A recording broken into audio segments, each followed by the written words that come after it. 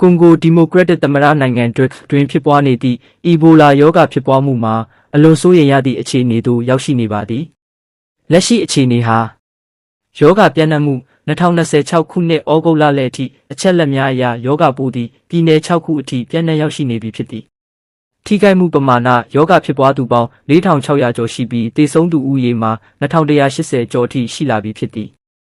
ယောဂအမျိုးအစားယခုဖြစ်ပွားနေသောယောဂမှာဘန်ဒဘီဂျီဗိုင်းရပ်စ်အမျိုးအစားဖြစ်ပြီးယခင်ကဖြစ်ပွားခဲ့မှုသောအီဘိုလာဖြစ်စဉ်များထက်ပိုမိုမြန်ဆန်စွာကူးစက်ပြန့်နှံ့နေသည်ရင်ဆိုင်နေရသည့်အခက်အခဲများကျန်းမာရေးဝန်ထမ်းများသည်ယောဂထိန်းချုပ်ရန်အပြင်းထန်ကြိုးပမ်းနေတော်လဲအောက်ပါအချက်များကြောင့်အခက်အခဲများစွာကြုံတွေ့နေရသည်ဒေသခံပြည်သူများ၏နားလည်မှုလွဲမှားခြင်းနှင့်ကျန်းမာရေးဆိုင်ရာလမ်းညွှန်ချက်များကိုလက်ခံရန်ငြင်းဆန်ခြင်းယောဂကူးစက်နိုင်ခြေရှိသူများကိုလိုက်လံစုံစမ်းခြင်း contact tracing လုပ်ငန်းစဉ်များနောက်ကျနေခြင်းကုသရေးစင်တာများတွင်လူနာလက်ခံနိုင်မှုအကန့်အသတ်ရှိခြင်းနိုင်ငံတကာကျန်းမာရေးအဖွဲ့အစည်းများနှင့်အစိုးရတို့သည်ယောဂပြန့်နှံ့မှုကိုထိန်းချုပ်နိုင်ရန်အတွက်ဒေသခံပြည်သူများ၏ပူးပေါင်းပါဝင်မှုရရှိစေရန်ကြိုးပမ်းဆောင်ရွက်နေဆဲဖြစ်သည်